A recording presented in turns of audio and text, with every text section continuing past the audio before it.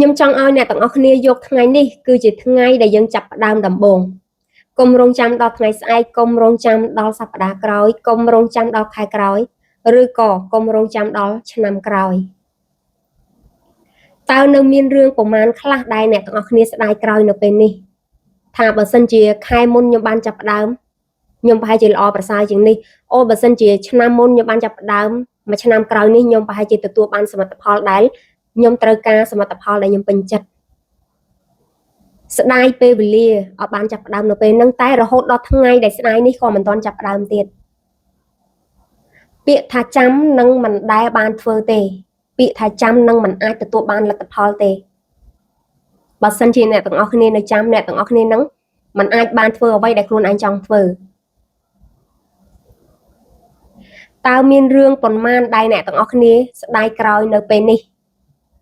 ស្ដាយថាបើសិនជាពេលនោះអ្នកទាំងអស់គ្នាបានចាប់ផ្ដើមអ្នកទាំងអស់គ្នានឹងល្អប្រសើរខ្ញុំជឿថាមនុស្សភាគច្រើនគឺកំពុងតែស្ដាយក្រោយនៅអតីតកាលដែលខ្លួនឯងចង់ធ្វើហើយមិនបានធ្វើ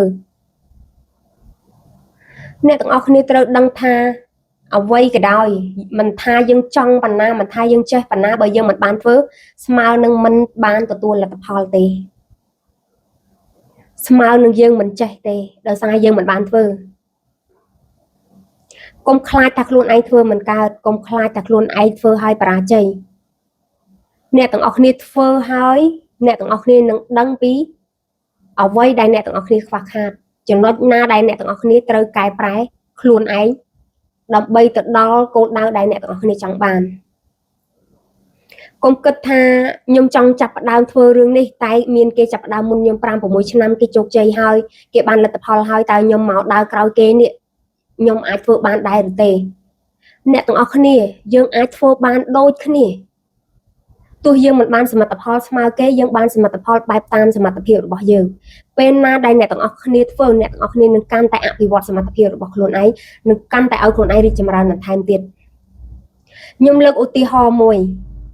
លើកយកឧទាហរណ៍ជារឿងខ្ញុំចោះដោយសារខ្ញុំអត់ដឹងថាឧទាហរណ៍រឿងណាទេខ្ញុំអត់សូវដឹងរឿងគេច្បាស់ឧទាហរណ៍ដូចខ្ញុំចេញមកនិយាយចែករំលែកអ្នកទាំងអស់គ្នាសប្តាហ៍ថ្ងៃនេះមានអ្នកដែលគាត់ដើរមុនខ្ញុំ5 6ឆ្នាំមាន follower ច្រើនមាន fan ច្រើនហើយគាត់និយាយបានល្អជាងខ្ញុំគាត់ perfect ជាងខ្ញុំចុះខ្ញុំមកចាប់ផ្ដើមក្រោយនេះតែខ្ញុំអាចទៅធ្វើអ្វីបានតែខ្ញុំអាចទៅប្រកួតប្រជែងអ្វីបាននៅក្នុងផ្លូវមួយដែលខ្ញុំដើរមកក្រោយគេហើយគេប្រកែហើយខ្ញុំទៅតែ start បើសិនជាខ្ញុំគិតបែបនេះខ្ញុំនឹងមិនមកចាប់ផ្ដើមទេខ្ញុំនឹងបង្អាក់នៅអ្វីដែលខ្លួនឯងចង់ហើយតែដោយសារខ្ញុំមិនបានគិតបែបហ្នឹងទេខ្ញុំគិតថាការដែលចែករំលែកការដែលជួយអីដល់សង្គមគឺជាអ្វីដែលខ្ញុំស្រឡាញ់គឺជាអ្វីដែលខ្ញុំចូលចិត្តខ្ញុំធ្វើទៅដោយមិនបាច់បង្ខំខ្លួនឯងខ្ញុំធ្វើទៅដោយមិនបាច់ប្រឹងហើយខ្ញុំធ្វើទៅដោយមិនបាច់រងចាំលទ្ធផលលឿនពេកតាមដំណាក់កាលនីមួយខ្ញុំខ្វះខាតកន្លែងណាខ្ញុំកែប្រែកន្លែងហ្នឹងខ្ញុំអត់គិតថាខ្ញុំដើរក្រោយគេហើយខ្ញុំធ្វើអត់បានទេអ្នកទាំងអស់គ្នាមនុស្សរាប់សែនរាប់លានអ្នកមិនមែនក្នុងមនុស្សម្នាក់មានជំនាញតែមួយទេជំនាញតែមួយអាចមនុស្សរាប់សែនអ្នកគេអាចធ្វើបានមិនមែនថាជំនាញមួយនឹងមានគេធ្វើហើយយើងមិនអាចធ្វើបានទេអ្នកទាំងអស់គ្នាត្រូវចាំចំណុចហ្នឹងឧទាហរណ៍បើកមុខរបររស់ស៊ីបើកហាងលក់កាហ្វេចុះហាងលក់កាហ្វេយើងនៅប្រទេសកម្ពុជាឥឡូវច្រើនណាស់រីកដុះដាលដូចផ្សិតចុះឥឡូវយើងមកចាប់ដើមក្រោយតែយើងអាចទៅប្រកួតប្រជែងជាមួយគេបានឬទេនៅក្នុងទីផ្សារដែលគេដើរមករាប់ឆ្នាំ5 6ឆ្នាំគេមានបទពិសោធន៍គេមានភ្ញៀវស្រាប់តែយើងមកដើរក្រោយគេយើងអាចធ្វើបានដែរឬទេអ្នកទាំងអស់គ្នាត្រូវសួរខ្លួនឯងសិនថាយើងពិតជាស្រឡាញ់មុខរបរនឹងដែរឬទេតែយើងពិតជាអាចចំណាយពេលវេលាជាមួយនឹងមុខរបរយើងពេញលេញដែរឬទេបើសិនជាអ្នកទាំងអស់គ្នាសួរខ្លួនឯងហើយថាអូខ្ញុំពិតជាស្រឡាញ់មែនជាគោលបំណងរបស់ខ្ញុំជាអ្វីដែលខ្ញុំស្រឡាញ់អ្នកទាំងអស់គ្នានឹងទៅ research មើលថាតើទីតាំងមួយណាគួរបើកហាងកាហ្វេល្អតើគួរ decor ហាងបែបម៉េចអ្នកទាំងអស់គ្នាមិនចេះឆុងកាហ្វេមិនចេះធ្វើ drink អ្នកទាំងអស់គ្នានឹងទៅរៀនអ្នកទាំងអស់គ្នាមិនចេះគ្រប់គ្រងបុគ្គលិកអ្នកទាំងអស់គ្នានឹងទៅរៀននៅពេលដែលយើងធ្វើអ្វីមួយដែលយើងពិតជាស្រឡាញ់អ្នកទាំងអស់គ្នានឹងទៅរកផ្លូវដើម្បីឲ្យខ្លួនឯងចេះអ្នកទាំងអស់គ្នានឹងអាចបើកបានក៏ប៉ុន្តែអ្នកទាំងអស់គ្នាត្រូវការចំណាយពេលវេលា ត្រូវការថែទាំត្រូវការធ្វើខ្ជាប់ខ្ជួនមិនមែនចង់តែមួយឆាវហើយបោះបង់អ្នកទាំងអស់គ្នានៅតែអាចបើកហាងកាហ្វេបានឲ្យតែអ្នកទាំងអស់គ្នាស្រឡាញ់មិនមែនមកក្រោយគេ5 6ឆ្នាំហើយគឺតែខ្លួនឯងធ្វើមិនកើតបើគ្រាន់តែអ្នកទាំងអស់គ្នាមានគំនិតបែបហ្នឹងអ្នកទាំងអស់គ្នាធ្វើនឹងបរាជ័យភ្លាមហើយដោយសារផ្នត់គំនិតយើងគ្រាន់តែចាប់ផ្ដើមឡើងយើងគិតថាយើងមិនអាចទៅរួចពេលណាដែលអ្នកទាំងអស់គ្នាគិតថាខ្លួនឯងមិនអាចទៅរួចអ្នកទាំងអស់គ្នានឹងមិនប្រឹងរកវិធីសាស្ត្រដើម្បីឲ្យខ្លួនឯងដើរលើផ្លូវនឹងឲ្យទទួលបានសមិទ្ធផលទេអ្នកទាំងអស់គ្នានឹងមានភាពអវិជ្ជមានរហូតជាមួយនឹងអ្វីដែលអ្នកទាំងអស់គ្នាកំពុងធ្វើនៅពេលណាដែលយើងមានតែភាពអវិជ្ជមានអ្នកទាំងអស់គ្នានឹងរកផ្លូវមិនឃើញអ្នកទាំងអស់គ្នានឹងមិនប្រឹងសិក្សាអ្វីបន្ថែមដើម្បីឲ្យរីកចម្រើនសួរខ្លួនឯងតែប៉ុណ្្នឹងទៅបើសិនជាចង់ធ្វើអ្វីក៏ដោយនេះខ្ញុំគ្រាន់តែលើកជាឧទាហរណ៍ជាពីរសាច់រឿងឲ្យអ្នកទាំងអស់គ្នាយល់ពេលដែលយើងធ្វើអ្វីដែលខ្លួនឯងស្រឡាញ់ណាយើងនឹងមោះមុតយើងនឹងប្រឹងប្រែងយើងនឹងមិនងាយបោះបង់ទេទើបខ្ញុំតែងតែនិយាយថាធ្វើអ្វីដែលខ្លួនឯងស្រឡាញ់កុំបង្ខំខ្លួនឯងទៅធ្វើអ្វីដែលខ្លួនឯងមិនស្រឡាញ់កុំទៅធ្វើអ្វីដែលខ្លួនឯងមិនចង់ពេលអ្នកទាំងអស់គ្នាមិនចង់ឲ្យទៅធ្វើមានបញ្ហាតិចតួចអ្នកទាំងអស់គ្នានឹងបោះបង់ចោលហើយធ្វើឲ្យអត់សូវទទួលបានសមិទ្ធផលដែលខ្លួនឯងចង់បាននឹងបោះចោលហើយតែបើសិនជាអ្នកទាំងអស់គ្នាធ្វើអ្វីដែលខ្លួនឯងស្រឡាញ់អ្នកទាំងអស់គ្នាមិនងាយបោះបង់ទេធ្វើទៅដោយគ្មានការហត់នឿយថ្ងៃណាមួយនឹងទទួលបានលទ្ធផលហើយអ្នកទាំងអស់គ្នាត្រូវចាំថាការប្រឹងប្រែងរបស់យើងគឺនឹងទទួលបានលទ្ធផលតិចឬច្រើនអាស្រ័យទៅលើការប្រឹងប្រែងរបស់យើងប្រឹងបានច្រើនយើងនឹងទទួលបានសមិទ្ធផលច្រើនយើងប្រឹងតិចតួចយើងនឹងទទួលបានសមិទ្ធផលតិចតួចពេលដែលចាប់ផ្ដើមចង់ធ្វើអ្វីក៏ដោយកុំឲ្យមានភាពអវិជ្ជមានមករារាំងខ្លួនឯងអ្នកទាំងអស់គ្នាត្រូវដឹងថាកុំខ្លាចនៅក្នុងការចាប់ផ្ដើមកុំខ្លាចនៅក្នុងការសាងកំហុសពេលណាដែលយើងសាងកំហុសម្ដងយើងនឹងកែប្រែខ្លួនឯងម្ដងពេលណាដែលយើងសាងកំហុសខ្លួនឯងម្ដងយើងនឹងកែប្រែខ្លួនឯងម្ដង